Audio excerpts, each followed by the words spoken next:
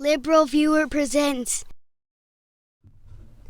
So, welcome to LiberalViewer Sunday Live Clip Roundup. Thanks for joining me. I picked out about 40 of the weekend's best clips for tonight, which is why I'm a little late. So I'll try to streamline my commentary to get through them all with some kind of reasonable speed. As usual, they come mostly from the Sunday morning news analysis shows on the Big Five corporate outlets of ABC, NBC, CBS, CNN, and Fox News, corporate media here in the United States. Plus, I'll have about a half dozen clips from Friday night's Real Time with Bill Maher, some with Salman Rushdie, who I thought was a really topical guest for the show. I'll even have a bonus Fox News comedy clip that a couple people just pointed out to me on Twitter before the show started on whether non-Muslims are allowed in Birmingham, England. And that'll be under the topic of Islam, just one of several topics I'll be covering. You can see listed down in the video description. And if you're watching this as a recorded show, you should see time indexes down there to skip to the topics that interest you. There's also a link down there to support me on Patreon. I really appreciate the 8 people who have become my patrons in the last week. The other topics that are down there that might interest you for tonight's show are, of course, the Paris attack and today's Unity rally. Also, this ongoing debate that's been going on my show for using clips for several months on whether terrorist attacks like these by Islamic extremists should be blamed on Islam or on extremism. Also, the Al-Qaeda and the ISIS threat has been raised by these attacks, and that's another topic. I'll even have a few clips on Guantanamo and if it's ever going to be closed. One clip at the end on cops and criminal justice, but first I want to show several clips on the topic of free speech, which was an important issue raised by this terrorist attack on a French satirical publication, and I'm going to start covering that with a joke from Bill Maher's monologue on Friday, where Bill Maher compared the French reaction to that attack to Sony's reaction to its recent attack by hackers over in this clip.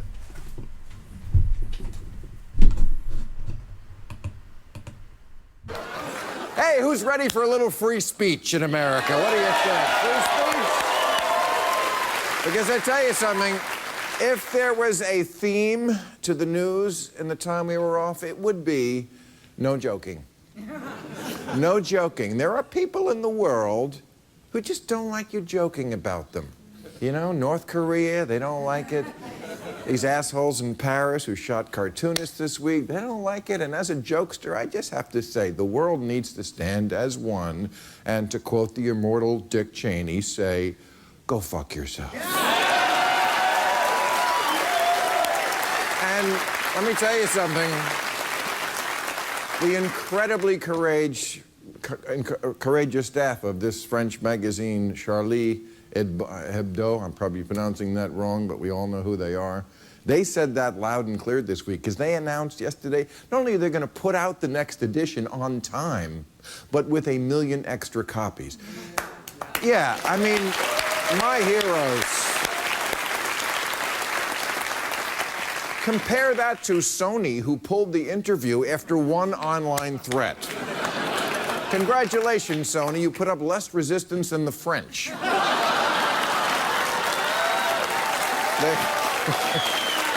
Okay, I guess that was kind of a compliment of the French and a dig at the French at the same time. I don't know which one was more, but I guess that was kind of a humorous comparison between how Sony reacted and how France reacted, and there's actually a lot of good reaction to this awful terrorist attack in Paris, France over the last week, and that was something that Bill Maher discussed with Salman Rushdie a little later in the show, and I'll show you that clip over here. So, this was kind of a dark week for humor and free speech, and make no mistake about it, our very way of life is threatened and under attack. But you know me, I'm a cockeyed optimist. Yeah. I want to look on the bright side, and actually, I feel like there was a bright side this week. I saw a reaction from non-Muslims and Muslims alike that I've never seen before when shit like this went down. Do you think we've reached a tipping point where people have just had enough of this shit? Well, I hope so. I was going to say, you know, when you were talking about hacking, that today the hacking group Anonymous announced that what they were going to do was take down every jihadist website they could find. So this is hacking for peace. Oh, that's awesome. Yeah, so, but I agree with you. I mean, I think, Sheikh Nasrallah of Hezbollah Yes. said that these people had offended Islam much more than the cartoonists. 6 years ago, he said that if I had been killed, the Danish cartoonists wouldn't have done what they did. So he's maybe moderated his opinion. What do you think?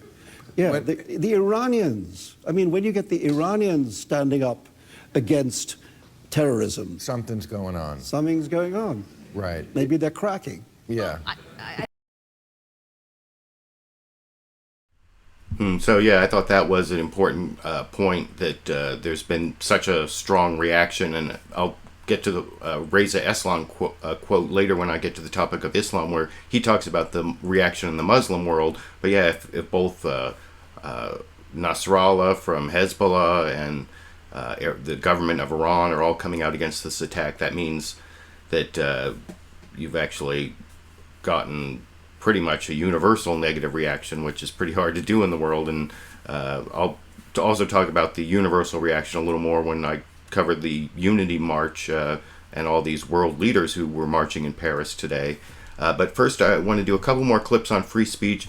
First, there was an interesting discussion of the whether we should give free speech to people who are saying things that are offensive and, that go, outside the bounds of taste. That's one of the issues that keeps coming up with Charlie Hebdo, the magazine. Some of their, they attacked all sorts of sacred institutions, and some of their attacks apparently were not in very good taste. And David Brooks sort of tried to draw the line between tolerating that kind of offensive free speech, but also recognizing it as, not the most mature way of dealing with the world, I guess, over in this clip. I'll tell you, more people emailed me about your column on Friday than I get usually. The journalists at Charlie Hebdo are now rightly being celebrated as martyrs on behalf of freedom of expression. But let's face it, if they had tried to publish their satirical newspaper on any American university campus over the last 2 decades, it would have lasted 30 seconds.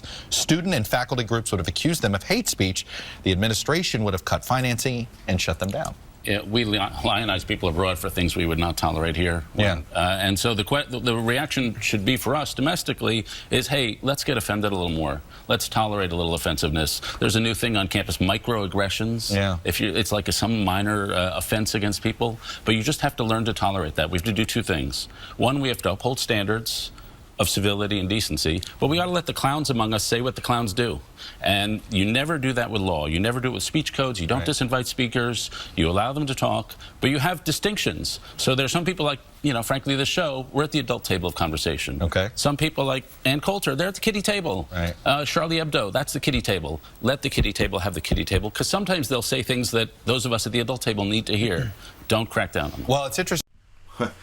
Yeah, I actually mostly agree with what David Brooks said there, and a lot of times I've disagreed with David Brooks when I've shown clips of him in the past, but I do agree that people who say immature and offensive things have to be given their freedom of speech, even though we do recognize what they're saying as offensive and immature. That's kind of a line between, you can call something out as offensive even though you don't want to ban it, or certainly don't want to punish it, and certainly don't want to react violently to it. What he said there about microaggressions, I don't know if that's so much different than what he was talking about in terms of civility. Microaggressions is just like this new buzzword for things that, aren't civil. If you really want to be polite and think about other people's feelings, you don't say things that make them feel threatened or whatever. That doesn't mean that those types of microaggressions should necessarily be outlawed as, harassment or violence, obviously, but that doesn't mean that the entire concept of microaggression in terms of, not, and just as, like I said, a buzzword that's similar to what is civility. But I actually really enjoyed this comment from the publisher of those Danish cartoons of Mohammed, who predates this whole Charlie Hebdo controversy. And he talked about how in a multicultural, pluralistic society, you have to really emphasize that people don't have a right not to be offended. And I'll talk about that a little more if you see that clip over here. And you've written that in the wake of these kinds of attacks, we need not only sensitivity training, but insensitivity training. What does that mean? It means that in a democracy, you have many rights. You have the right to free speech, freedom of religion, freedom of movement, freedom of assembly, the right to vote. But the only right you should not have in a democracy, and especially a multicultural democracy, is a right not to be offended. Because in a multicultural society, we are all very different. And this difference in terms of culture, ethnicity, and religion means that we also have very different ways to express ourselves. So we have to be clear that a multicultural society should not lead to less freedom of speech, but in fact to more freedom of speech, to more diverse ways of expressing ourselves. Mr. Rose. I hope what he said there is true. I do believe that multicultural, pluralistic societies should create a culture where people realize that they don't have a right not to be offended, and people try to be tolerant of all different kinds of expression. And, you know, I've never been one who agrees with those hate speech codes on university campuses that David Brooks was talking about. So I wanted to play both those clips, and the final clip on the whole free speech issue I want to play comes from the live coverage on CNN of the Unity rally.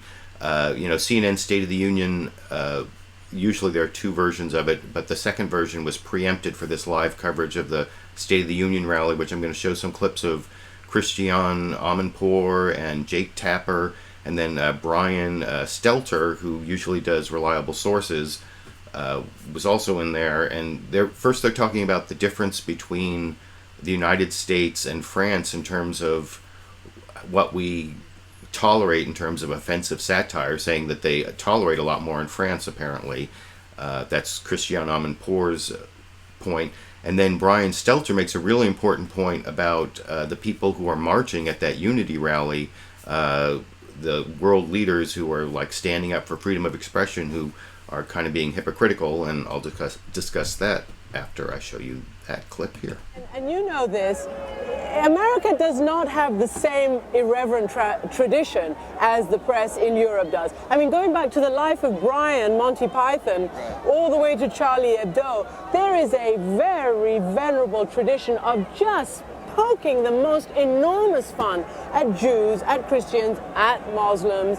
And this is something this part of the world doesn't want to give up. I don't know, Brian, whether we would ever see these kinds of cartoons published in the United States or indeed reprinted on American television. I think you're hitting on something important, Christian. We don't have a great analogy to share with American viewers about the magazine. We might say The Daily Show or The Onion, but it's not the same. There's not that same tradition in the U.S. However, now, thanks to the internet, everybody can see what Charlie Hebdo was and will be publishing. There is that advantage that we didn't have even a few short years ago. And if you'll allow me an editorial comment, Christian, I think you'll agree with me on this. It's worth pointing out that many of the foreign leaders that we see assembled there have their own histories of persecuting journalists, of jailing journalists, of trying to expunge commentary and opinion that they have not liked to see. I think it's worth noting that the Reporters Without Borders group today has come out and criticized these, what they call predators of press freedom, from countries like Turkey and Egypt and Russia and Algeria, all of whom have assembled there today,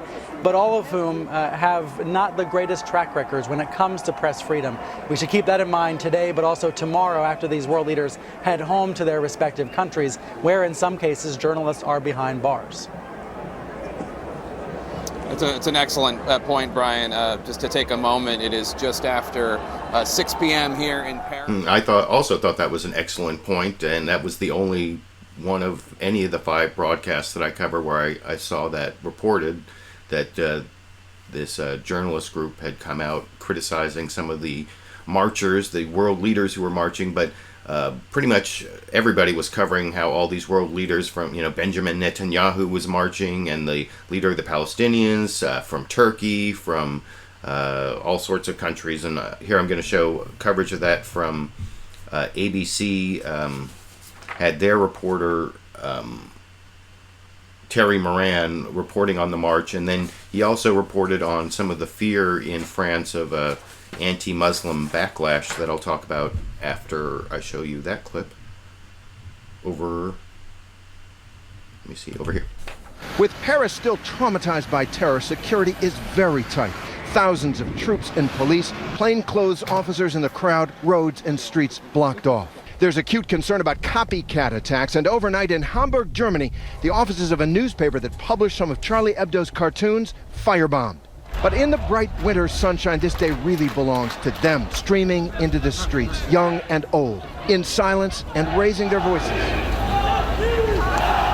Across Paris, you can see the shock and national grief in the spontaneous memorials at the offices of Charlie Hebdo, in prayer services at churches, and everywhere, Je suis Charlie, I am Charlie. But for France's 5 million Muslims, many marching here too, there is a different emotion, fear of a backlash. Mosques have been attacked. We spoke with Ataf Abdelbaki, a leader of the mosque frequented by one of the Kouachi brothers. I won't hide from you or fear for our religious sites, he says. The president has tried to calm things down, but because our religion is physically manifest in how we dress, yes, there's a fear. To face down fear for colleagues and loved ones left behind, it is their moment too. Chloe Verloc, widow of the famous cartoonist Tinus, who now must raise their 4 children, the youngest 5 years old, alone. She told us, we have a duty. We owe it to them to stand up. Because I have lost the love of my life, who is the father of my children, but the country has lost an amazing cartoonist. He didn't belong to us. He belongs to the people. So much emotion. So I thought that was an interesting report, and there wasn't actually a lot of reporting on the anti-Muslim backlash. When I get to the Islam topic in a little bit, I will show one more clip at least that talks about that. But I did want to include that one. I also want to show how CBS covered pretty much the same thing, the Paris March and all of the leaders, and then also talked about the connection between these Paris attackers and Al-Qaeda and ISIS. This is CBS reporter Elizabeth Palmer. Yeah, Elizabeth Palmer. Over in this clip. Morning, Bob. Well, huge crowds are starting to gather. The organizers say as many as 1 million people may march today in defense of freedom of speech, along with politicians from the UK, from France, from Germany, and also from Turkey, from Israel, and from Palestine. You mentioned the video that's just surfaced, made by Amedy Coulibaly. He's the man who took the hostages Friday in the Kosher supermarket. He pledges allegiance to ISIS, although there's no evidence he actually ever wanted to go and fight with them. However, his girlfriend, Hayat Boumediene, who the French police say is a suspect also in the terrorist attacks, does appear to have slipped away into ISIS territory. The Turkish authorities are saying that she crossed the border into Syria on the 2nd of January. Another thing that Coulibaly underlines in the video is that he coordinated his attack with the attack of the Kouachi brothers, who are suspects in the killings of all the people at the satirical magazine Charlie Hebdo. French politicians have been calling for unity universally. France has the largest Muslim population in Europe and a very ethnically diverse society, and they are desperate to avoid a violent backlash. There is extra security everywhere, including paratroopers on the streets of Paris. But you can just imagine how stressed the French police must be today. They've just had a very violent and difficult week, and now they have to ensure the security of as many as 1 million people walking in public, along with celebrated and controversial politicians. So the next clip I want to show on the Paris attacks comes from NBC, and I just showed the CBS coverage and the ABC coverage. This is an NBC report from Richard Engel, more about the attackers, the hostage takers, the terrorists who attacked both the Charlie Hebdo magazine and that kosher grocery. Here's NBC reporter Richard Engel talking about how they aren't really lone wolves and giving more background over in this clip. These were not lone wolves, but trained and disciplined killers on a mission. Their victims executed with single, controlled shots. This is what homegrown terrorists look like in the era of the Islamic State, like soldiers. The Kouachi brothers were known militants. They'd been under surveillance, but not for long. Counterterrorism sources say they were deemed to be a minor threat, and surveillance is expensive and time-consuming. There were simply too many targets for security services to follow. This is the Paris tourists don't normally see, the slums where illegal immigrants rub shoulders with drug dealers and religious extremists. And for Islamic radicals, these disaffected neighborhoods have long been a fertile source of recruits. This week's attacks in France were tragically foretold. Were you surprised by this attack? No, France was expecting a terrorist attack sooner or later. Did you think there would be an attack on this scale? No, that scale, no. The reason why it was so big? Because at least one of the brothers traveled to Yemen and trained with Al-Qaeda there.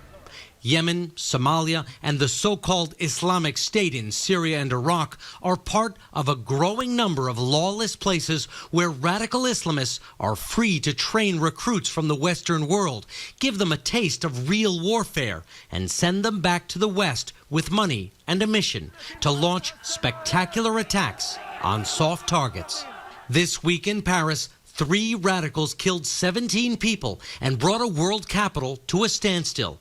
Others may try to repeat their success. The question is, can Western governments find a way to stop them? Richard Engel, NBC News, Paris. And on the subject of Western governments working to stop these kinds of attacks, I want to show one of the several clips from Attorney General Eric Holder, who was the representative of the Obama administration over in France. He had meetings with the other security people from other countries. And first I'm going to show, he was on all the shows except for Fox News. I guess they've been too harsh on Eric Holder for him to want to go on that show. But other than that, he did a full Ginsburg going on the other 4 Sunday morning shows. Here he is on CBS's Face the Nation, talking about the purpose of his meetings in Paris and sharing information with the French, and then also talking about this meeting they're going to have in February on the root causes of violent extremism, and I'll talk about that a little more. Did you see that clip here? Well, the purpose of the meetings was obviously to express our condolences and then also to pledge our solidarity with the French people. A pledge was made to do a better job of sharing information amongst the nations that were there, and I think we will in fact do that. The president has announced that on February the 18th we will host a summit in Washington, D.C. I announced that at the meeting so that we can come up with a way in which we can deal with the root causes of this. Countering violent extremism is what we call it. We can deal with the root causes of what it is that attracts these young men to these really negative ideological groups. So that'll be interesting, this root causes of the violent extremism, preventing those, having some sort of big convention or summit on that. I don't know if anything will come out of that, but it's an interesting issue to focus on, because I think the root causes are more important than the military response, and I'll talk about that when I get to the subject of Al-Qaeda a little later in the program. But I want to show, here's another Eric Holder response. You know, he talked about sharing information with the French. He also used it as an opportunity to promote U.S. surveillance and almost NSA spying, I thought, although not as badly as a Republican I'm going to show in a minute. But here's Eric Holder over on NBC's Meet the Press, where Chuck Todd sort of prompts him to use this attack as an excuse to increase spying and surveillance. Let's see, over in, this clip. These 2 brothers potentially were essentially a sleeper cell, if you want to call them that, for nearly 5 years. If their training in Yemen took place in 2010 and here it is 2015, are you now concerned that there are potentially people in the United States that maybe the intelligence community asked you or the FBI to start following these folks? You stopped following them because you thought they didn't present a threat. Do you have to reconsider some folks here in the United States that maybe you had thought weren't a threat, that maybe they are, maybe they're sleeper cells? Well, we are constantly evaluating where we stand with regard to those people who we have suspicions about. We have a universe of people who we focus on using all legitimate means and keep track of them, keep track of their movements. Again, using appropriate mechanisms, monitor them as best we can. And we do this in conjunction with our state and local counterparts. And I think the American people should feel secure in what it is that we do.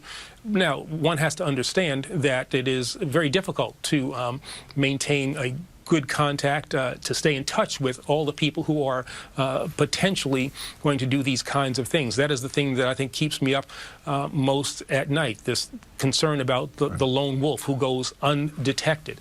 But we're doing, as I said, the best that we can, marshaling the resources that we have. Nearly a year ago, we were having a debate about privacy in this country. Frankly, Western Europe was very upset with some of the surveillance tactics that they thought the United States was using in order to deal with terrorism, in order to track potential terrorists. There's been some announcements made that some reforms, some sort of rolling back of this aggressive surveillance. Any second thoughts about rolling back the aggressive surveillance that the United States was doing over, say, the first 8-10 years after 9/11?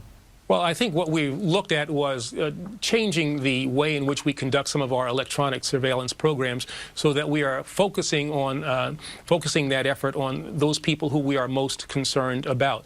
We're not going to do anything that you would term a rollback that would endanger American people. We have talked to people in the intelligence community. We've talked to people in our Congress, and I think have come up with a way in which we can enhance the privacy concerns that people have expressed, while at the same time making sure that we keep the American people safe. Well, at least Eric Holder said that he cared about privacy concerns, but it did seem like Chuck Todd was prompting him to minimize privacy and maximize the need for surveillance in the wake of these attacks. And it was even worse over on ABC's This Week with George Stephanopoulos, where they had on the new Republican Senate Intelligence Committee chair. You know, it used to be Dianne Feinstein, and I actually have a Dianne Feinstein clip coming up in a minute from CNN State of the Union, or in a few minutes. But here's Richard Burr talking about how this attack in Paris is still an ongoing intelligence event, and we need to increase our data collection. And I think we all know what that means over in this clip. Here in the United States. You've actually warned that you're worried that these attacks in Europe could become a weekly event.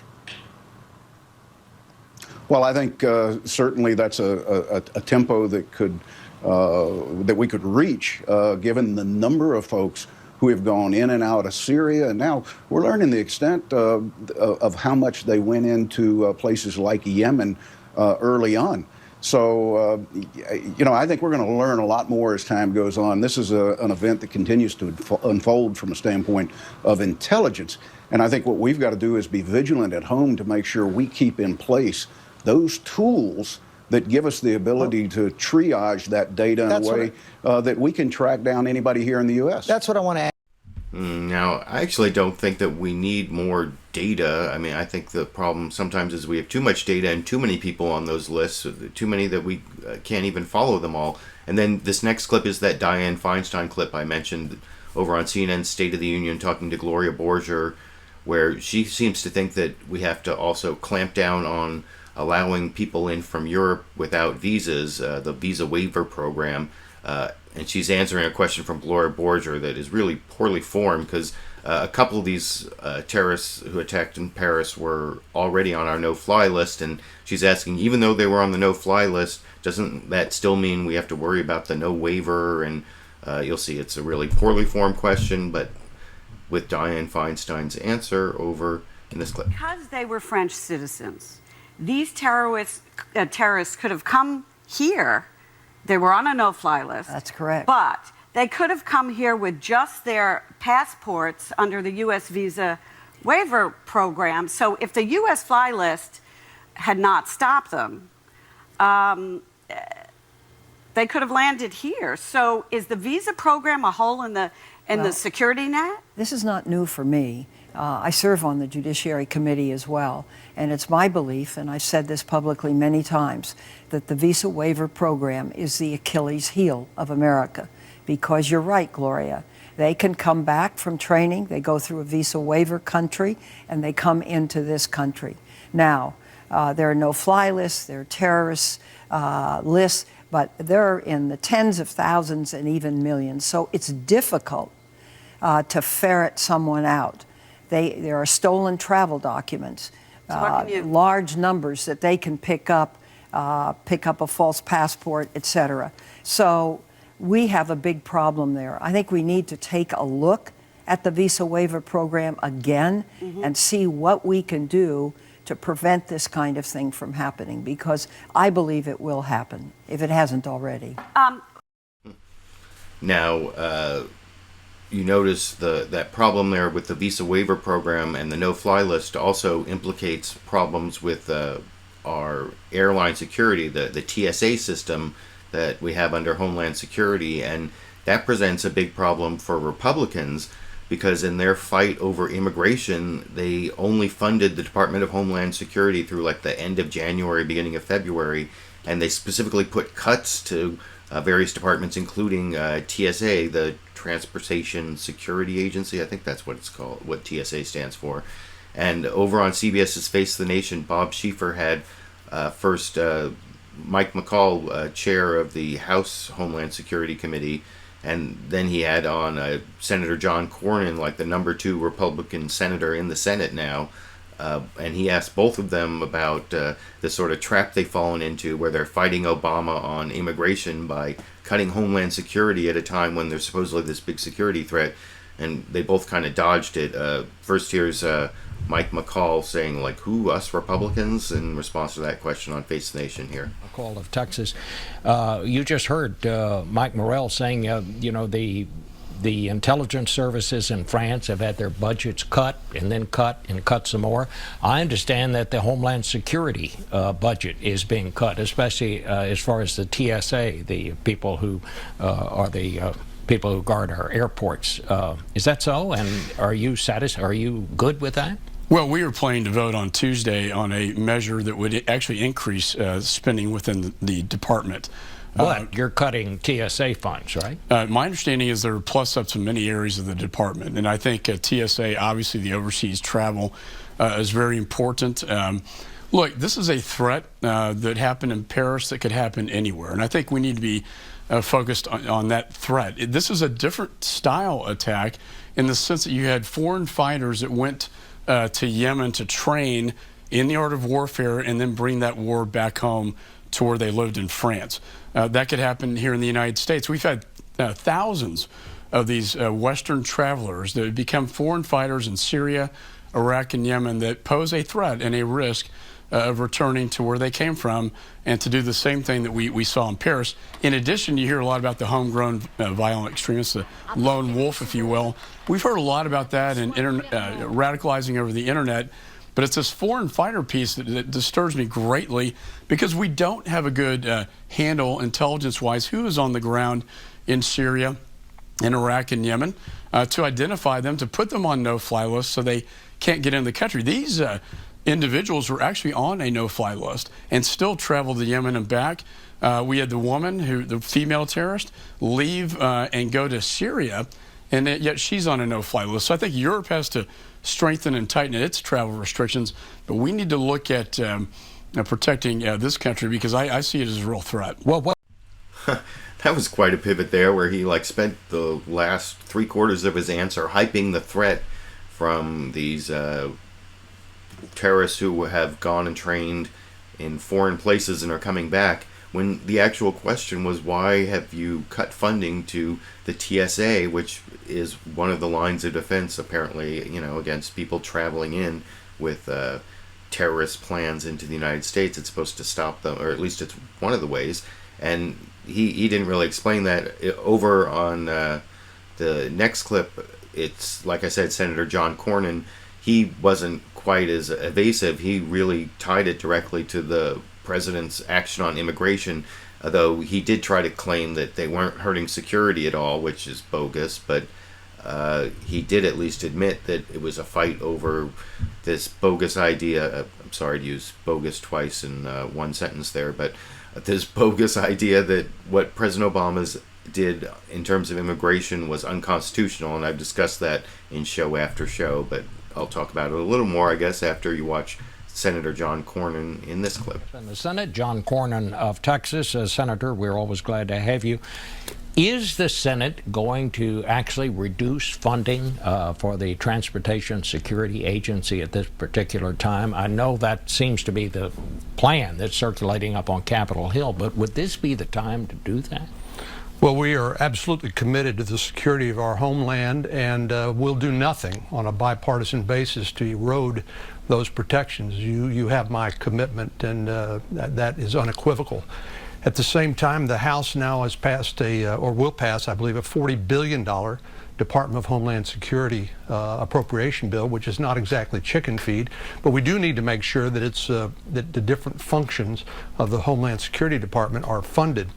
The problem, as you know, Bob, is while many of us were heartened, I believe you made some comments about this as well, about the president's statement that he looked forward to working with the new majority in the United States Senate, divided government.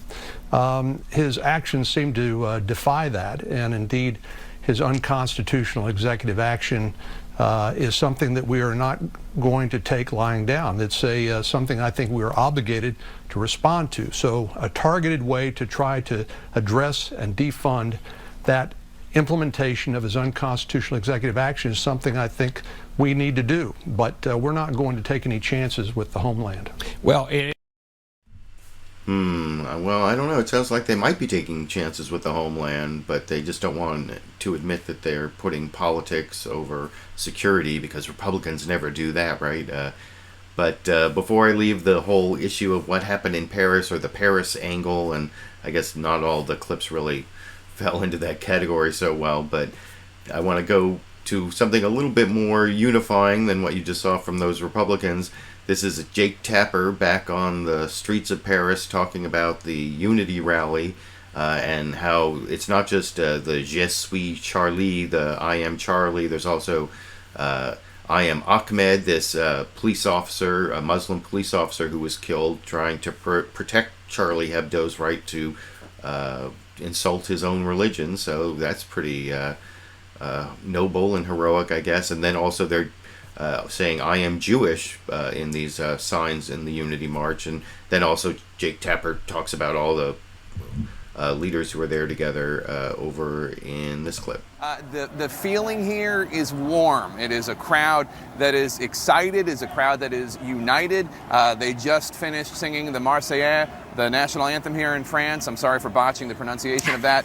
For the third time, they've been chanting, "Who are you, Charlie? Who are you, Charlie?" There are flags from countries all over the world. There's even a flag from the state of California here, but people here holding signs saying not only "I am Charlie," standing, of course, for Charlie Hebdo, the French satirical magazine, where 12 innocent people were slaughtered by terrorists on Wednesday, but also Je suis Ahmed, referring to the Muslim police officer killed on Wednesday.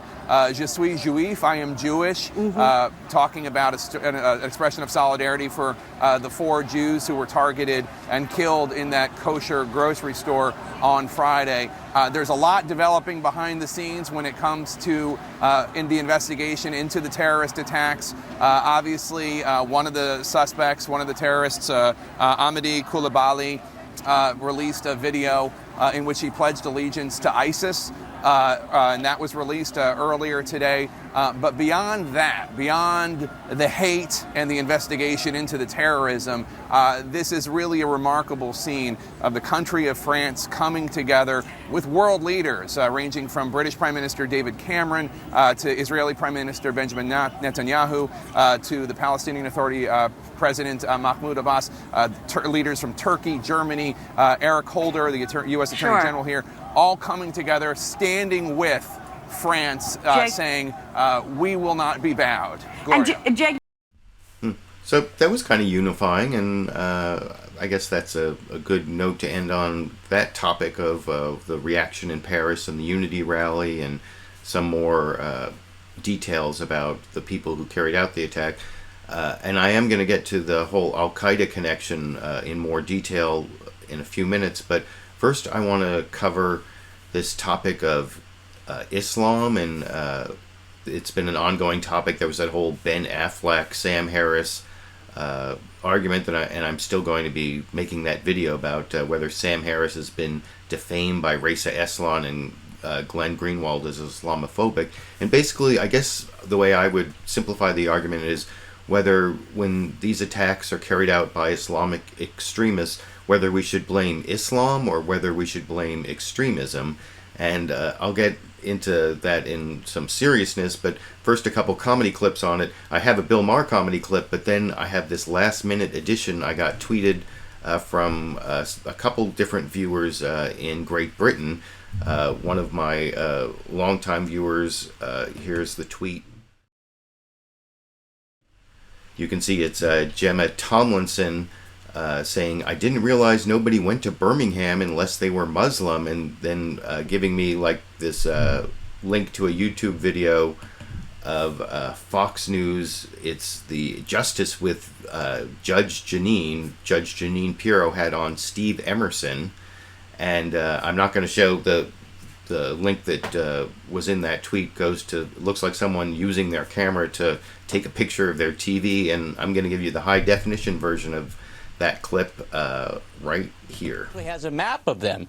So, and in Britain, it's not just no-go zones. There are actual cities like Birmingham that are totally Muslim, where non-Muslims just simply don't go in. And parts of London, there are actually Muslim religious police that actually beat and actually wound seriously anyone who doesn't dress according to religious Muslim attire.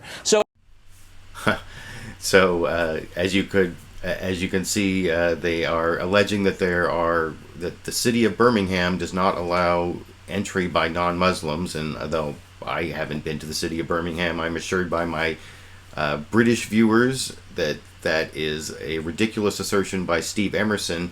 And the most recent book I completed reading was this James Risen book, Pay Any Price, that I put right here, and it talks about how the war on terror has created this, this anti-terror industry that some people have gotten rich off of. And one of the people he specifically mentions is Steve Emerson, who used to be a journalist, but now makes his money by scaring people about Muslims and going around speaking about the terror threat, and then that's basically his business. And I guess he was promoting that business over on Fox News, and Fox News has actually talked a lot about those no-go zones all in France and other places, and I actually don't know how much truth there is to that, although I am going to show a couple background clips where they discuss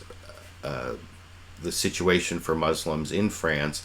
But first, as I promised, I'm going to show a Bill Maher comedy clip from his monologue about the background of the attackers in the Paris attacks this week over in this clip. Now we are learning more about these brothers who carried out the attack. They are, as everyone suspected, Amish. Well, you know what? Howard Dean said the other day, he said they're not Muslim terrorists. No, he said they're mass murderers. He was going to say more, but the elephant in the room sat on him. Well, as you can see, Bill Maher is trying to use humor to forward his idea that it's Islam that is the problem, or the reason, the blame for why it is that these people have taken up arms and violence and these Paris attacks, and rather than their extremism, rather than their Islam. And I want to show Bill Maher make his point a little more seriously, where he tries to talk about all these attacks since 9/11 being Muslim attacks, and then Salman Rushdie actually kind of doesn't really contradict him, but has a little bit more reasonable analysis, as I'll talk about after you see that clip here. How often it happens, and we're Americans, so we don't want to single out people. But when you look at that list, just since 9/11, then we had the Madrid bombings in 04, London in 05, Mumbai, the Kenyan Mall, Benghazi, which was one of 20 cities that erupted when that movie, Innocence of the Muslims, was on the internet. ISIS, Boko Haram, who killed an entire village this week. Pakistan this week, last year, killing all those kids at the school. Yeah. Canada, the parliament, Australia, that guy. And that's just the terrorists. Let's not forget also governments. That's the thing I think that gets lost. It's inside the establishment and it's outside. Saudi Arabia today. Yeah, a blogger gets 1,000 lashes they for... They flogged a blogger for saying something that a priest didn't like. Right. And let's not forget Syria slaughtering 300,000 of their own citizens. Right, but I mean, like Turkey, the president of Turkey said, women are not equal to men. Yeah. Our religion has defined position for women, motherhood. Yeah. I can't imagine a Western government leader saying that. And, you know, what we've said all along is, and have been called bigots for it, is when there's this many bad apples, there's something wrong with the orchard. Well, can I just, yeah. I think there, I said earlier this week that there'd been a kind of mutation, a kind of deadly mutation in the middle of Islam. And I want to just say something about that because I think this is not a random mutation. This is not what that well-known writer of fiction, Charles Darwin, said was the way in which things moved on. Right. You know?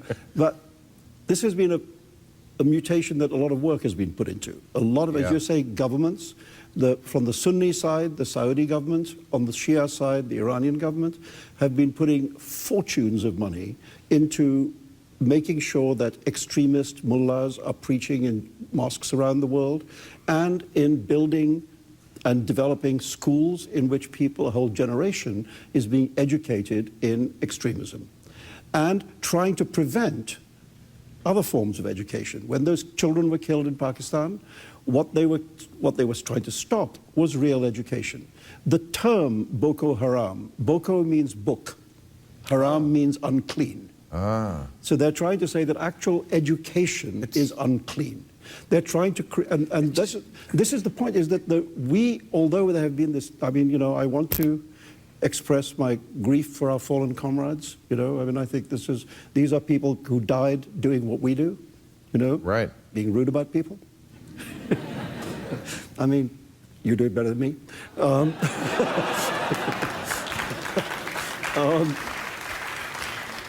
But in a way, we're the sideshow. This is a project to seize power in the Islamic world.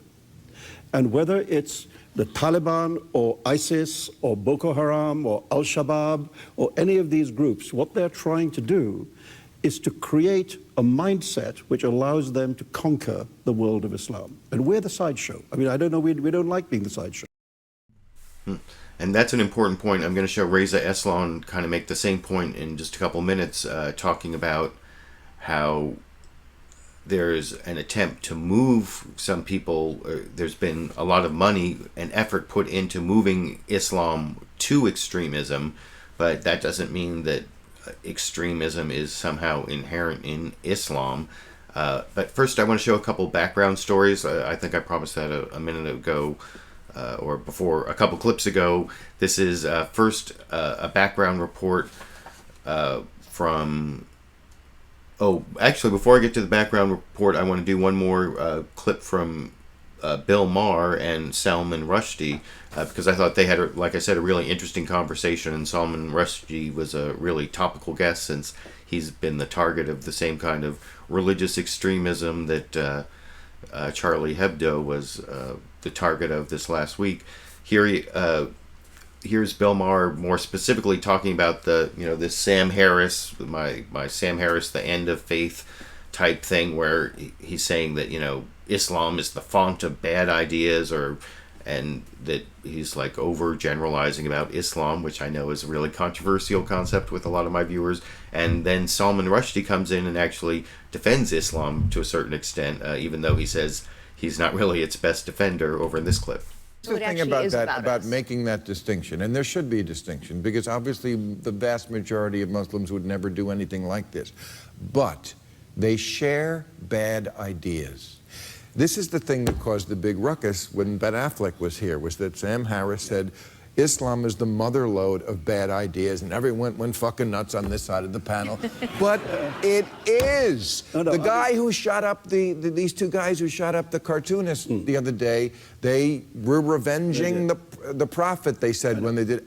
A bad idea. Well, to martyrdom, a bad idea. Women are second-class citizens. A bad idea. And unfortunately, the terrorists and the mainstream share a lot of these bad ideas. But not entirely, because I mean, not entirely. You don't. Don't come to me for a defense of Islam. You know, I mean, that's like, as I once said to my mother, that's not my team. And what did she say? She said, "Why do you blame God for what these people do?" It's like a wonderful piece of infantilizing of the deity. You know, if God is not responsible for what people do in His name, what kind of, He's some kind of baby God.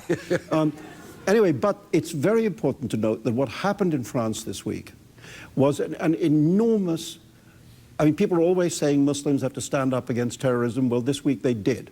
And all over France, there were French people, French Muslims, standing up and saying, "We are French. This is not our team, not in our name." And I think that's an important point from Salman Rushdie. But of course, there are some Muslims who feel marginalized and aren't standing up, and those are the ones you really have to worry about, I guess. And I promised the background reports. Here's one from CBS's Clarissa Ward over on Face the Nation, talking about the Muslims in France and how they are marginalized over in this clip. From Paris. More and more men and women in the West, like this week's attackers, are being drawn to radical Islam, and often not for religious reasons. Many of them feel disempowered and marginalized in their own societies, and extremism can provide them with a sense of purpose and belonging. I will fight anybody. A few months ago, I traveled to Syria and met Yilmaz, a 26-year-old jihadi from Holland. He once was a soldier in the Dutch army, but is now focused on fighting those he considers to be enemies of Islam, among them the West. This fight never ends. Never ends. This is our religion. This is our faith. This is what we believe in. Yilmaz is one of an estimated 3,000 Westerners who have gone to Syria and Iraq to join the jihad. Saeed and Cherif Kouachi, the brothers responsible for Wednesday's massacre at a satirical magazine, both spent time in Yemen. So why are more and more young Western men traveling to conflicts far from their homes? France, with its colonial ties to North Africa, has the largest Muslim population in Europe. Much of it is concentrated in the banlieue, the poor suburbs that surround Paris and other major cities. Known for high crime, high unemployment, and poor integration, they have been the sites of periodic rioting, making them fertile recruiting ground for radical Islamists. Lokman Mergad is a social worker in one of Paris's larger North African communities. Nous amener que ce problème-là est religieux, alors que non. A lot of people try to say this is a religious issue when it isn't. If the societal problems were improved, he told me, I think the situation would be better. But misery only begets misery. While the world's eyes are on France right now, the U.S. could also be vulnerable to an attack. In Syria, I met an American fighter from the Midwest. Would you support a terrorist attack on the United States? I wouldn't consider it a terrorist attack. Even if innocent women and children were killed? What I consider a terrorist attack is these tomahawk bombs being shot from wherever they're being shot from in killing innocent people. There's no tears being shed from me if something happened in America. Jihadis who have traveled to Syria and Iraq are not the only threat. In powerful propaganda videos, ISIS has urged all Muslims at home in the West to take whatever they have at their disposal, a gun, a knife, a car, and use it to go out and kill. And while the politicians here are searching for answers, many people fear that these types of attacks will become more common.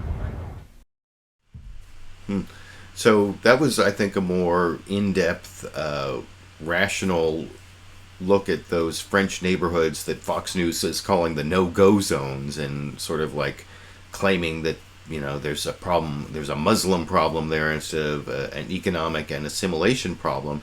And there's an interesting contrast between Europe and the United States, where we actually do a lot better at assimilating people and assimilating Muslims, and we don't have quite the same homegrown terrorism problem that they have in Europe, and that was described in some detail in a report over on NBC's Meet the Press. This is their reporter, let me make sure I get his name right here, Ayman Mohyeldin, I believe is how you pronounce it. Hopefully I got that right. And he went to Detroit and talked about why U.S. Muslims are less susceptible to this type of radicalization over here. The attacks in France may be over, but questions about the attackers are just beginning. Men who are young, economically disadvantaged, politically and culturally disenfranchised, like the Kouachi brothers, are ripe for exploitation by militant recruiters and radicals. But do similar conditions exist here in the U.S.? An extremist in Paris, and that action, we don't accept it at all. No, say some of America's Muslim leaders and activists. I think America is generally a more accepting country of newer immigrants. That's what this country was built on. We traveled to Dearborn, Michigan, a city with one of America's largest and oldest Muslim and Arab communities, and where a constant stream of new immigrants are arriving. Some of them don't even speak any English yet. So they come to the mosque. If we can't give the service that that they need, we have contacts to make those services available to them. 65% of Muslims in Europe say they identify with their faith before their national identity.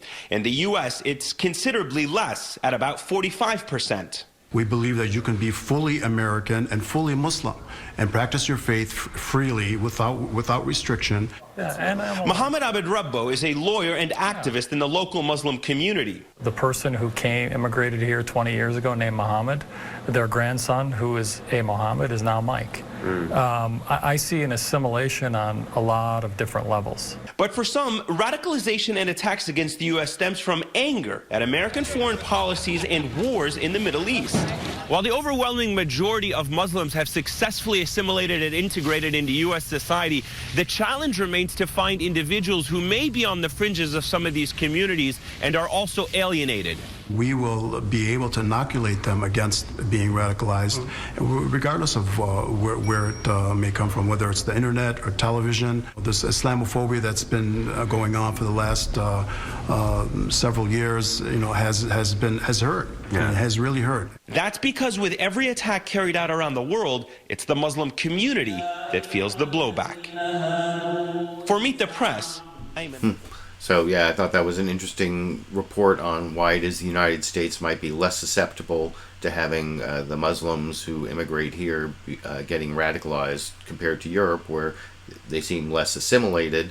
And one reason that they didn't really tease out in that story, I think, the difference between the United States and Europe is that the United States is actually a more religious country, and you'd think that would be something that would be less welcoming to people of a different religion. But the fact that Americans are more accepting of a religion, I think, lets American Muslims feel more comfortable practicing their religion. And this was kind of teased out over on CNN's State of the Union. This is a clip where Gloria Borger talks to Irshad Manji, who's this reformist Muslim. I've had clips from her in the past, and she talks about the enforcement of secularism in France that I'm not that familiar with, but I do know that they are much more secular societies than the United States, as I'll discuss after you see that clip over here. Reza, let me start with you. Bring in Irshad Manji with us, who can talk to us a little bit about how Muslims have not been assimilated in France the way they may be assimilated in this country, and whether that contributes to the problem that France had that hopefully we would not have here. Well, it doesn't help, does it? The fact is that in France, though it is a democracy, there is a dogma that we don't experience here in the United States, and that is something called laïcité, which translates into secularism, but in fact is not the kind of secularism as in separation of church and state that we know here. Rather, French secularism is more of a disappearing of religion altogether, so that many Muslims, including young Muslims who may not be particularly religious, in fact most are not, nonetheless feel quite stifled in that area of their lives. On the other So that's a really interesting additional fact that I think if you added on to that report from NBC about the way American Muslims are more easily able to assimilate into U.S. Culture and society, I think it's also, I guess, true that European culture is less accepting these days of religion in general, and that may be a problem. Now, I also want to show a couple clips of Reza Aslan, and there's this other guy who's an editor of a magazine about, or a publication about Islam. Let me make sure I get his name right, although he's not the next clip. He's the clip after. His name is Arsalan Iftikar. But Reza Aslan and Arsalan Iftikar were actually supposed to appear with Ayman Hirsi Ali. I don't know why she didn't appear. That would have been like awesome to be able to show that clip. But here's Reza Aslan. He's kind of agreeing with something that Salman Rushdie said earlier about how the radicalization going on in some places in Islam isn't just a random mutation, that there's a lot of money being spent. Salman Rushdie actually talked about both the Sunni side and the Shia side. Reza Aslan seems to be really concentrating on the Sunni side. I don't know if it's because he's a Shia Muslim, but here's Reza Aslan's similar analysis to what Salman Rushdie said earlier over, and this is the clip I started to play by mistake before, so let me make sure, clip number 23 over here. Reza, let me start with you. Should we be looking at this as we heard the French Prime Minister today say they're at war with radical Islam? Does the Muslim community need to, are we at war with a strain of Islam, or is this a perversion that we pretend doesn't exist? Well, there's no question that there has been a kind of virus that has spread throughout the Muslim world, a virus of ultra-Orthodox Puritanism. But there's also no question about what the source of this virus is, whether we're talking about Boko Haram or ISIS or Al-Qaeda or the Taliban. All of these have as their source a single sect, Wahhabism, the state religion of Saudi Arabia. And as most people know, Saudi Arabia has spent approximately $100 billion over the last 20, 30 years spreading this ideology throughout the world. And so we do have a problem within the Muslim community, but that problem tends to be very much localized within a particular ideology that must be confronted first and foremost by Muslims themselves. Well,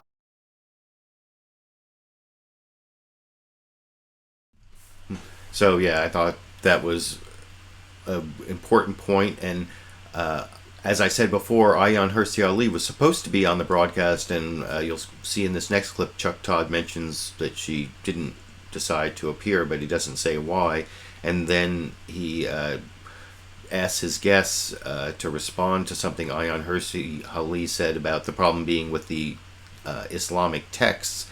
And oh, by the way, you heard a little bit of static in that last clip, and you'll hear more static in this clip. It's in the original broadcast. It's not my fault. There's nothing I can do about it. I think they had a microphone problem on Meet the Press. But here you can see Ayman Hirsi Ali only appearing in terms of a quote, and then the response from this Islamic expert, whose name again is, let me make sure I get it right, Arsalan Iftikar, and he actually, well, I'll talk about his ending of his argument over in this clip. Reza, let me start with you. I was just going to say, and Arsalan, we've had this conversation previously on this show not very long ago. I want to get you to react to something that you were going to be appearing with Ayman Hirsi Ali, and she just decided to not appear. But I want to read a part of her op-ed for the Wall Street Journal on Thursday. And of course, she was a former Muslim, and she writes this: "If we take the position that we are dealing with a handful of murderous thugs with no connection to what they so vocally claim, then we are not answering them. We have to acknowledge that today's Islamists are driven by a political ideology, an ideology embedded in the foundational texts of Islam.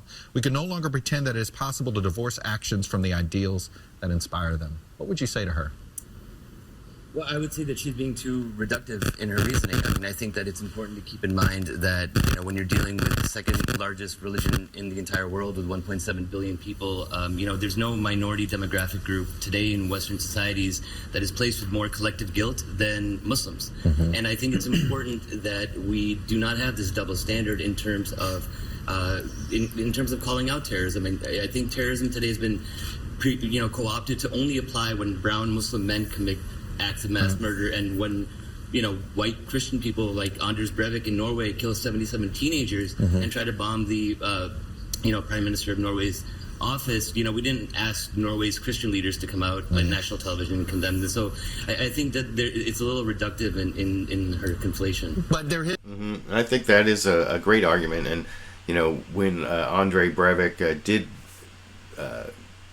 do that attack in Norway, I made a video about how on Fox News they kind of presumed or speculated that it was a Muslim attack until it turned out it was a Christian attack. And then Bill O'Reilly over on Fox News' The O'Reilly Factor claimed that he wasn't really a Christian because a real Christian can't kill people, or some sort of like no true Scotsman argument that I thought was kind of silly. And I didn't put a link down to that in the video description, but if you're watching this as a recorded show, I'll put a link down to that video about the Norway attack, so you can check that out if you're interested. And the next clip I want to show is Reza Aslan. I mentioned how he said that if you didn't know about the reaction of Muslims against this attack in Paris, then you weren't listening, or I think his actual phrase was, then you don't own Google, although I guess people don't really own Google. But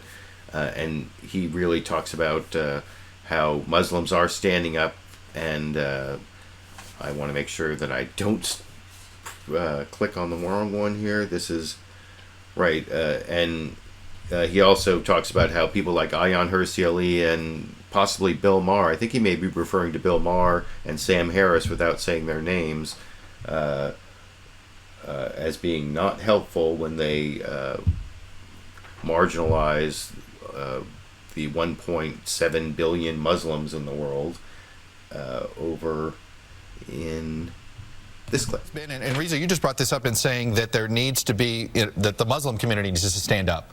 Well, who are these? Who are these folks? Who's going to do it?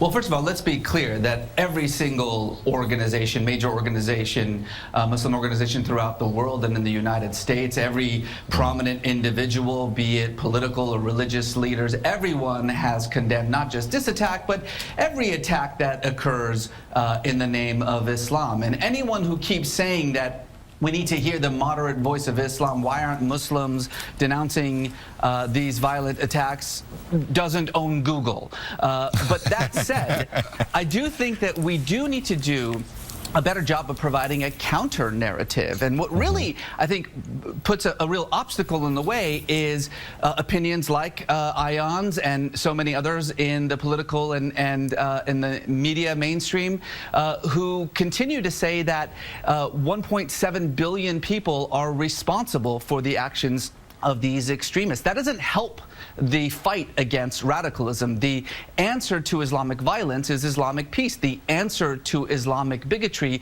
is Islamic pluralism. And so that's why I put the onus on the Muslim community. But I also recognize that that work is being done, that the voice of condemnation is deafening, and if you don't hear it, then you're not listening. So, like I said, I agree. I'm, as always, on the Reza Aslan or Ben Affleck or Nicholas Kristof side in this argument that I've shown, and I just think that the Sam Harris and Bill Maher side is overgeneralized, which is why I should be finishing that video. This, I think, is the actual week if no one stays home and gets sick, and the ACLU work I do doesn't take up a lot of my extra time. I think I should actually be able to have that Sam Harris video about whether he's being defamed by being misquoted on what he said about the connection between beliefs and actions and whether those people have to be captured and killed, and I'll get to that later this week. But before I leave this whole subject of Islam, I want to show one more clip of Eric Holder, this is a clip from, actually I think there may be an Eric Holder clip in the next topic, but this is the final clip on Islam where Eric Holder answers the question about whether we're at war with radical Islam, which is what the French Prime Minister said, and he actually doesn't accept that it's Islam that we're at war with over in this clip. Back to Meet the Press, and let me start with a first question here. The French Prime Minister this morning declared that France is at war with radical Islam. Would you say the United States is at war with radical Islam? Well, I would say that we are at war with terrorists who commit these heinous acts and who use Islam. They use a corrupted version of Islam to justify their actions. We are bound and determined to hold them accountable, to find them wherever they are, and then to try, as you indicated, to come up with ways in which we prevent young people who become attracted to this radical ideology from becoming members of these groups and perpetrating these heinous acts. Now, so I don't know, a war on Islam or a war on terrorists who pervert Islam to use it to justify or whatever. That's all semantics. I'm not really that interested, though I have always thought that the war on terror is kind of stupid because it's a war on a tactic instead of, I mean, at least war on radical Islam or Islamic jihadists, or that's against an actual group that is you have enmity to, not some tactic that can sometimes be applied to, you know, like the bombing of Hiroshima or something, is because if you're targeting civilians in order to frighten people into a course of action, that's kind of the definition of terrorism. But I want to get to the next topic, which is Al-Qaeda and ISIS and their connection to this attack in Paris. So there's been a lot of reporting about how the Kouachi brothers were connected to Al-Qaeda in the Arabian Peninsula in Yemen, and this other guy who took the hostages in the kosher grocery or kosher delicatessen, what's his name, Amedy Coulibaly. I think I may be mispronouncing his last name a little bit, but he deserves it, right? I don't know. But here's a background report first on the connection between Al-Qaeda and these attackers from Martha Raddatz on ABC's This Week with George Stephanopoulos over in this clip. In the middle of Friday's dramatic siege on the two brothers who carried out that reign of terror in Paris this week, one of them, Cherif Kouachi, boasted to a French television station that the men had been directed by AQAP, Al-Qaeda in the Arabian Peninsula, and that they had been financed by one of the group's top leaders, American-born cleric Anwar al-Awlaki. Soon after the deadly siege ended, a top leader of the Yemen-based AQAP praised the attacks, calling France a beacon of blasphemy. A separate statement claiming AQAP directed the attack in revenge for the honor of the Prophet Muhammad, who the French magazine had depicted in cartoons. U.S. officials said at least one of the brothers had traveled to Yemen for terrorist training in 2011. The fact that he was in Yemen getting trained as a terrorist, working with terrorists, was grounds to arrest him. This week's deadly attacks by the French terror cell carries on AQAP's efforts to strike Western targets, with the group directly involved in previous attacks on the U.S., including the attempted bombing of a U.S. airliner bound for Detroit on Christmas 2009 by so-called underwear bomber Umar Farouk Abdul Muttalib, who had been trained by al-Qaeda in Yemen. I traveled to Yemen just days after the attempted bombing, visiting the school where Abdul Muttalib came to study Arabic before being equipped with his explosives. This is the third-floor room where Abdul Muttalib spent most of his time while he was at the Institute here in Yemen. Just a bed, a desk, a closet. And even with the American-born al-Awlaki killed by a U.S. drone strike in 2011, the cleric continues to inspire attacks on Europe and the U.S. AQAP remains a lethal threat. And a terrorist network that continues to threaten not just the region, but the West. So that was the background report on the Al-Qaeda and the Arabian Peninsula connection to the Kouachi brothers. And, you know, one clip I didn't end up using was from this documentarian who talked to one of the Kouachi brothers, supposedly finding him as a roommate to the underwear bomber. I didn't actually take that clip from Meet the Press, although you can see the entire episode of Meet the Press, which was, I think, the best of all the shows this morning. Chuck Todd, after doing that whole thing on endless war last week, did some great stuff about Islam and whether, you know, Islamic extremists is inherent in Islam, and then did some great stuff on Guantanamo I'm going to show in a few minutes, and I thought it was definitely the best of all the broadcasts, so a couple of them were good, but Fox News wasn't that great, and I am going to show their overview next, which at least this part wasn't all that bad, but their coverage of this whole thing was not very good. Here's the Catherine Herridge report on the connection between Al-Qaeda and these attackers over in this clip. In a sense, France was held hostage for 54 hours this week, which only raises new questions about how safe the U.S. homeland is. Let's bring in Chief Intelligence Correspondent Catherine Herridge. Catherine. Chris, this morning a new video from ISIS shows the suspect who took the hostages at the Kosher supermarket pledging his allegiance to the Islamic State. According to a translation, the video includes clips of Amedy Coulibaly discussing the massacre as Charlie Hebdo. Separately, Fox News has learned that the FBI is reviewing a different ISIS propaganda tape that calls on its followers to target intelligence officers, police, and civilians. The credibility of the threat is being assessed by U.S. law enforcement. The Republican chairman of the House Homeland Security Committee, who is running his own investigation on American foreign fighters, says the Paris attack is a departure from recent plots in Canada, Australia, and the U.S. This is not someone who, again, is radicalized over the internet, which is a serious issue. But now we're seeing someone who, these foreign fighters that we've been so concerned about, this would appear to be a very concerted, sophisticated attack. In a rare interview with a German newspaper, the former head of the Defense Intelligence Agency, Michael Flynn, said the Paris terrorists are part of a larger network, and he believes the men were hand-selected for the attack. This morning, the White House announced a summit in mid-February on countering violent extremism, also known as CVE. That is the administration's label for radical Islamic terrorism, Chris.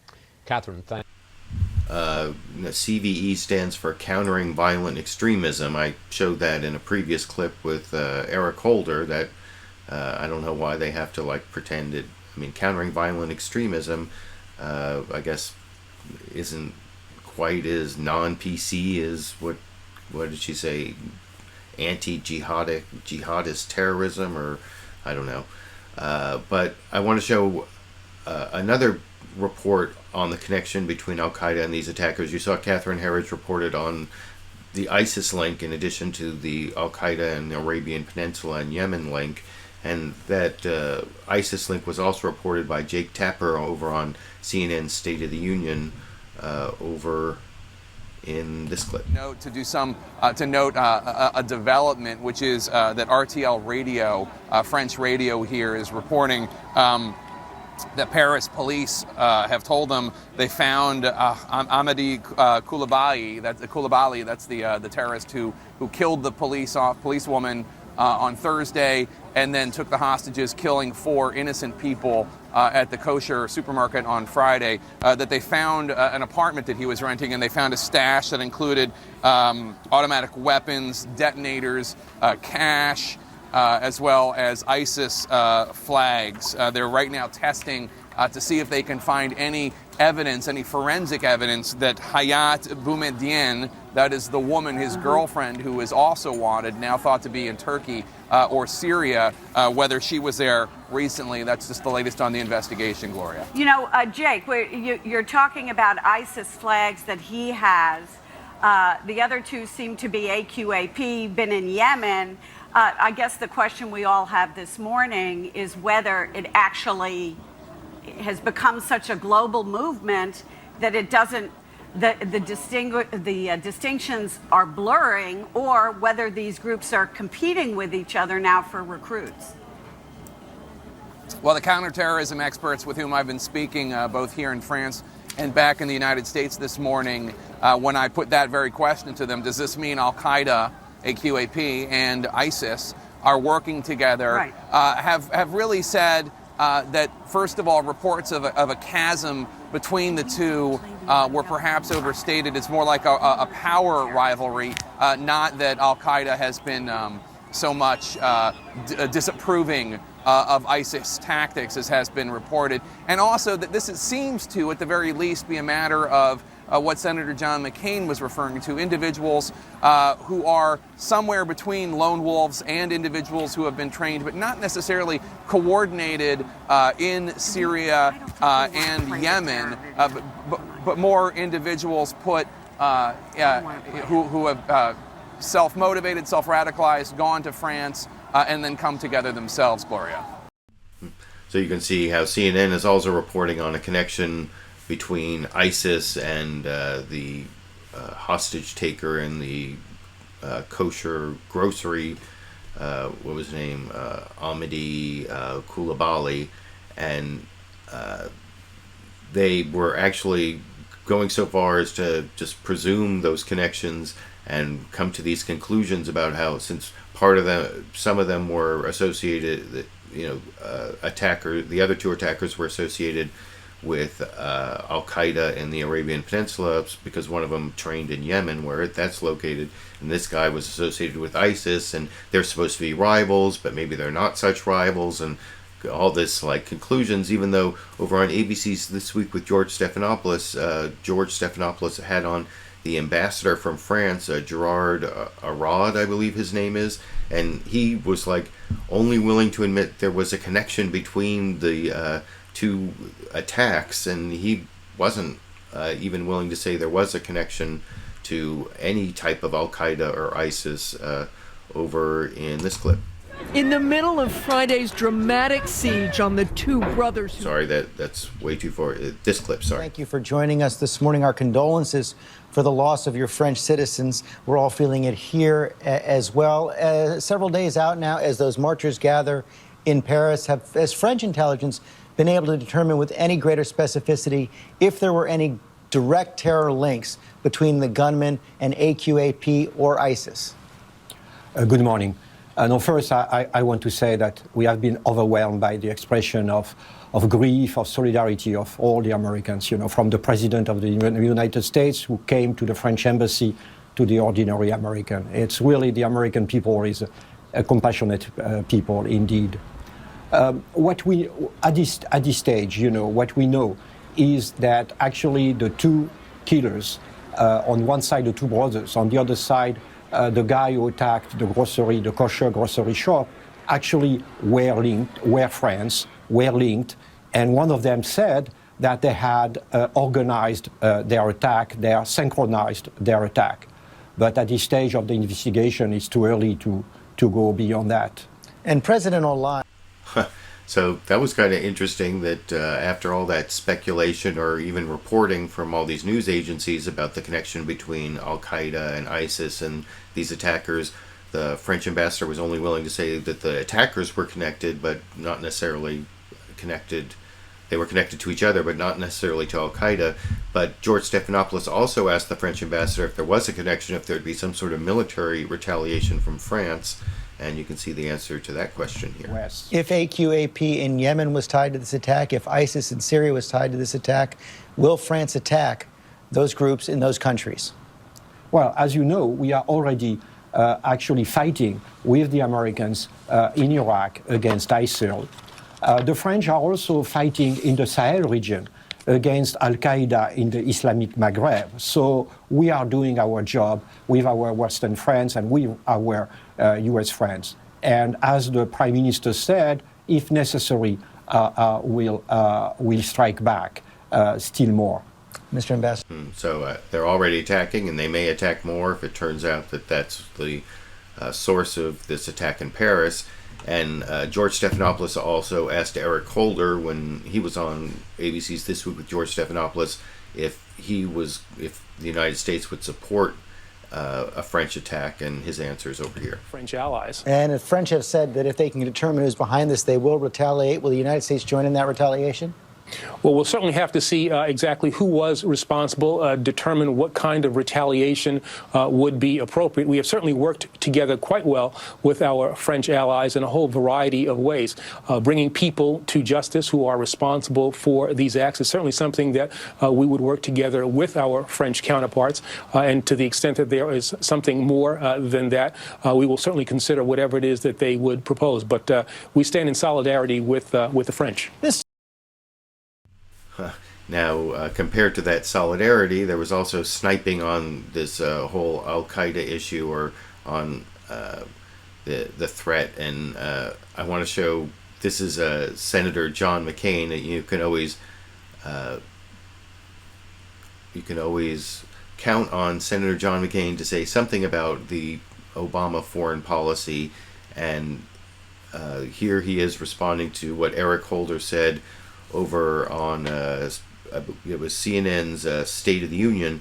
Gloria Borger asks Senator John McCain about the threat from Al-Qaeda and gets this sort of snide remark about Eric Holder, and by the time he's done, he's talking about leading from behind and the failure to arm the Syrian rebels, and that's all over in this clip. To Paris, the terror attack there, the unity rally we've been watching and is now up on our screen as well in Paris. You've just heard the Attorney General Eric Holder saying that he's going to try to coordinate more with the French. There needs to be better coordination among all the allies. You have said that what occurred in France is a direct threat not only to Europe but to the United States.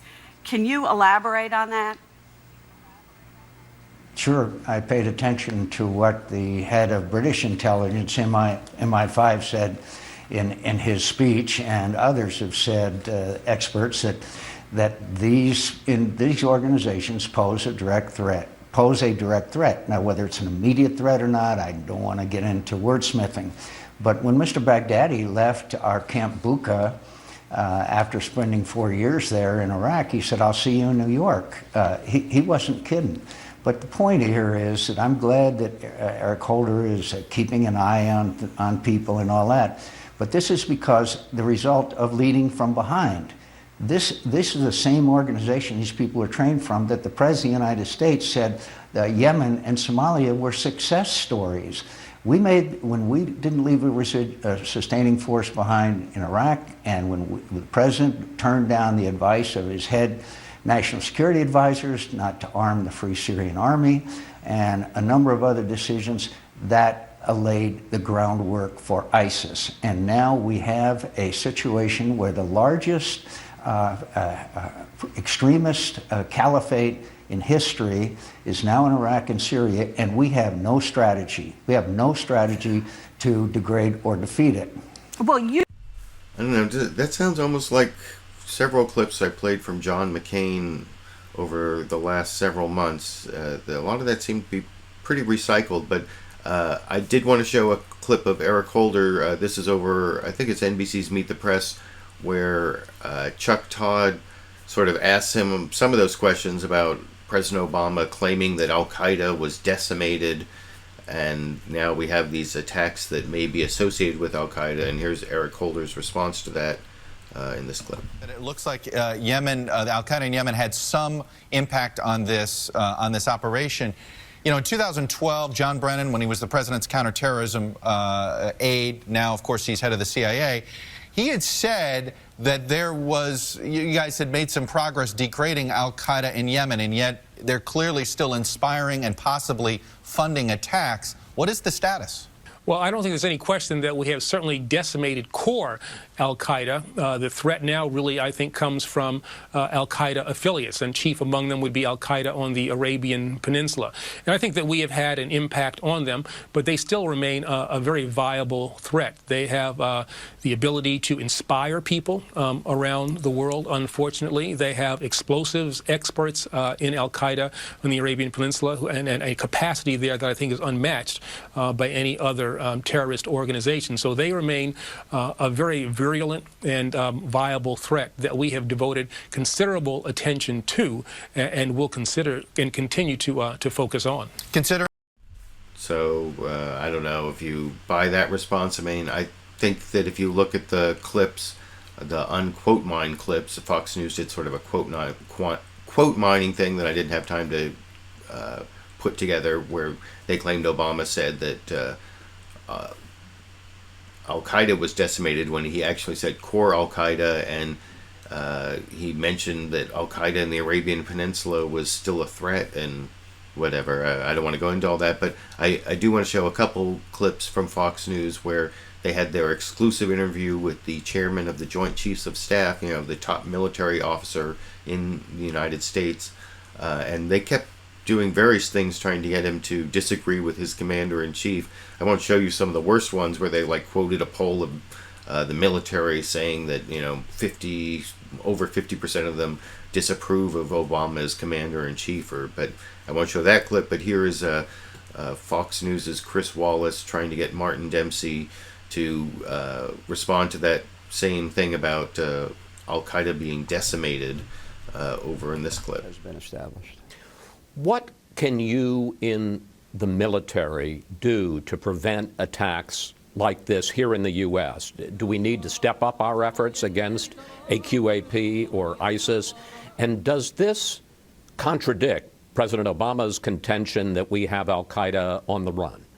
Fundamentally, our capabilities are designed so that the country can play an away game against its adversaries. And so what we try to do across this this swath of radical extremism that stretches really from the Fatah, and I suppose we might say all the way over to Nigeria.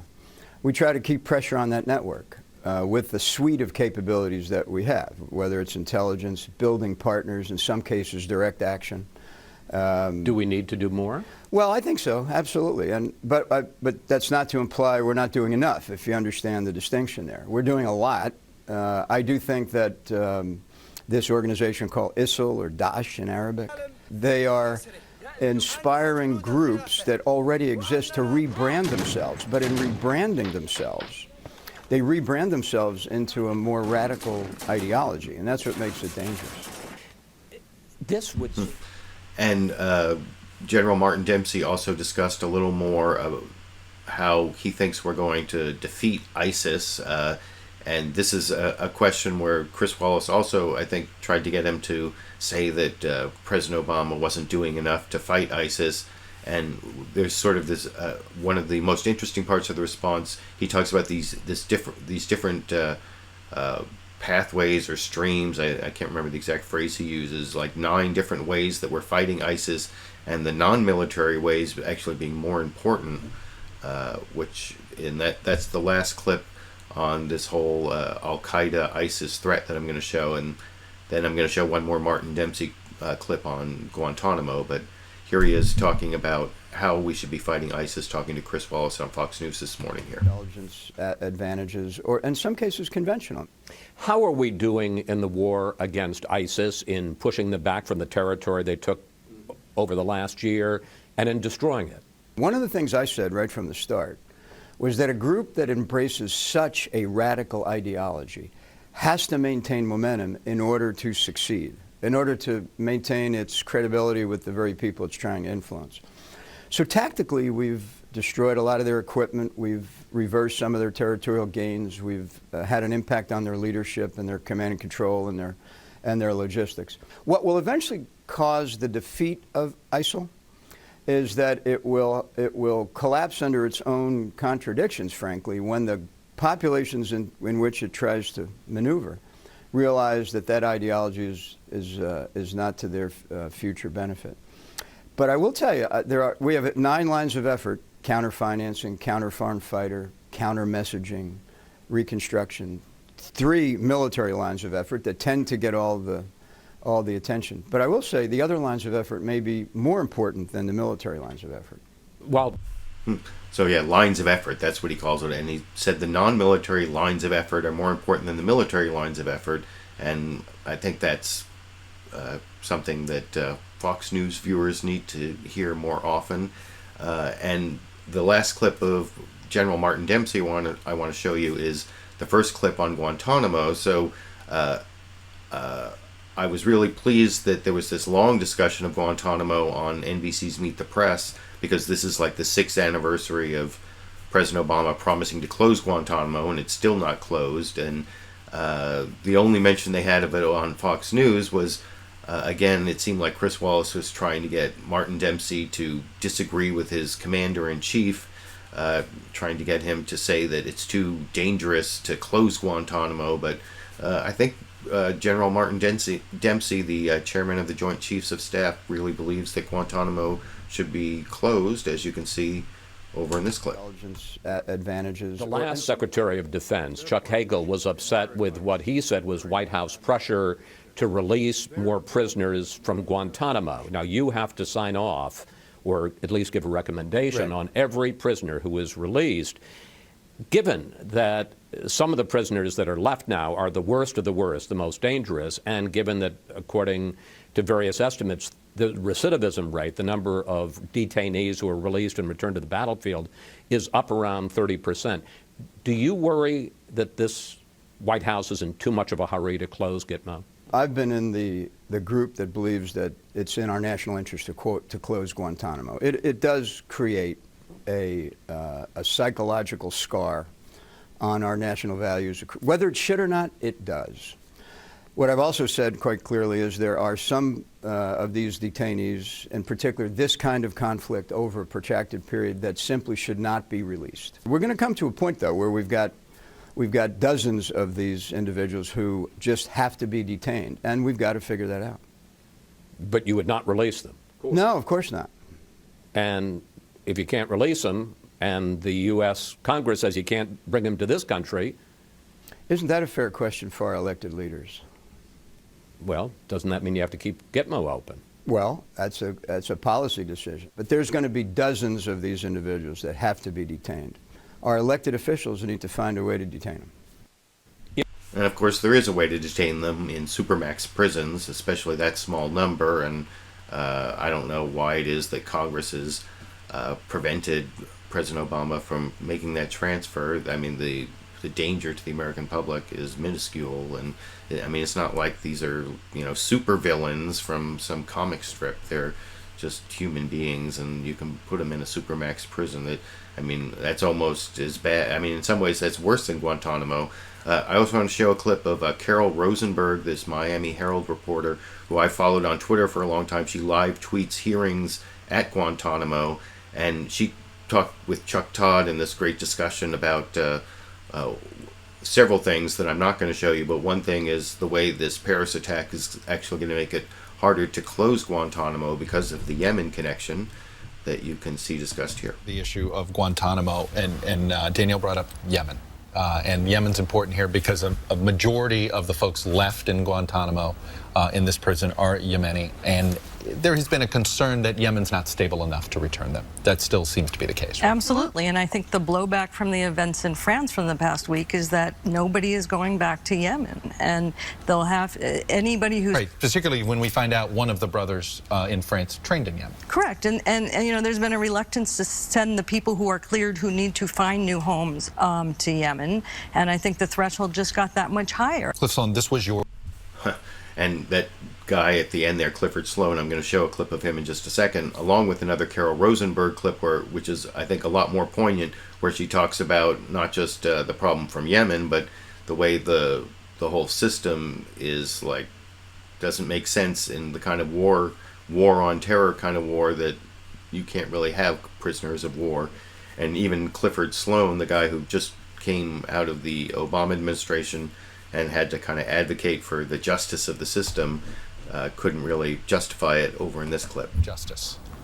Describe that version Chuck, of justice. The problem is there's 127 men down there, and only 10 are before that version of justice. And so the rest of them are captives in this thing we call the war, for which there is nobody on the other side to surrender for that war to end, for a mechanism for them to leave. So the question becomes, what are they, when does that war end, and how long do you keep people as captives of that? Has the United States government given these detainees due process of any form that is defensible? Well, the United States government position, it defends the legality of the detention of everybody who's there in court. My own personal view is that holding men for 12, 13 years without charges, many of whom have been approved for transfer for almost half of the time of their imprisonment, is deeply inconsistent with the kind of country we want to be. Danielle, Cliff, Carol, appreciate it. We're going to have more. So, yeah, just from that, you can see how it was a great discussion on NBC's Meet the Press, and Chuck Todd. There was also someone there from the American Enterprise Institute. I'm not going to show anything she said, but I thought that was a great discussion of Guantanamo and of Islam, of all the shows. You can see there's a link down in the video description if you want to watch the entirety of Meet the Press. And speaking of justice, the final clip I want to show tonight is a clip from HBO's Real Time with Bill Maher. He's been off for a while, so I guess he hasn't had a chance to talk about the whole thing with cops and communities of color and the way that there have been all these, I mean, he's only been off for a few weeks, but there have been developments. So I wanted to give Bill Maher a chance. This is from his new rules talking about police infallibility in a way that I thought was both amusing and insightful in this clip. When did the police become infallible? No matter what they do, they always say it was by the book. Put 6 slugs into an unarmed man from the seat of your car? By the book. Strangle a handcuffed guy to death? By the book. Kill a 12-year-old who had a toy gun? By the book. Maybe they need to get a new book.